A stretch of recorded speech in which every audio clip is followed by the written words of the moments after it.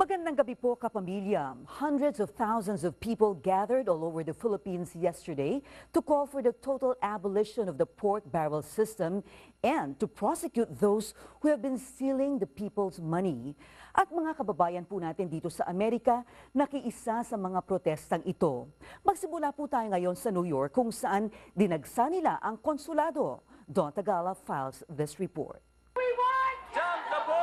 In solidarity with the anti-pork barrel protests happening in key cities around the world, nearly 200 Filipinos from the tri-state area came in full force at the Philippine consulate in New York to hold President Aquino accountable.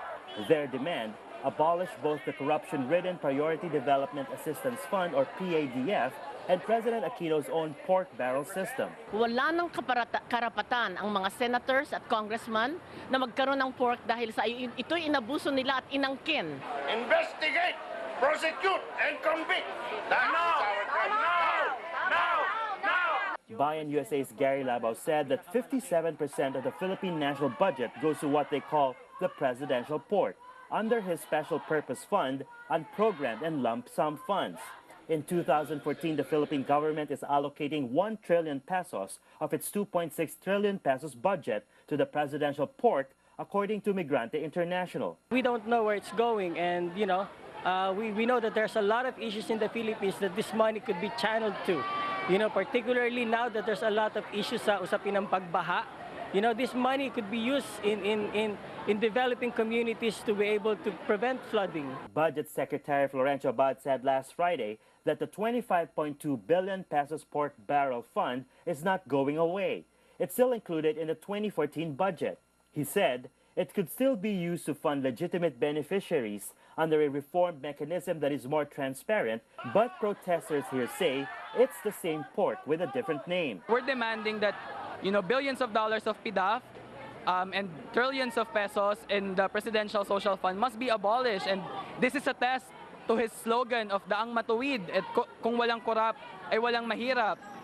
We challenge him to stay true to his word and abolish all pork barrel funds for the Congress and for the President. The issue of graft and corruption in the Philippines is felt all the way to the U.S. The Mayan Migrant Workers Association, Linda Owalecan, said these abolished funds should be rechanneled to underfunded government agencies such as those that help overseas Filipino workers. Hindi namin maisip kung bakit ganyan. Na kami napadala ng padala, 24/7 ang trabaho namin dito. Padala kami ng padala ng mga remittances sa bansa natin. Pero pag kami ang nagiging biktima, hindi kami makaasa dun sa consulate at saka sa gobyerno namin ng Pilipinas para magkaroon kami ng proteksyon at saka assistance.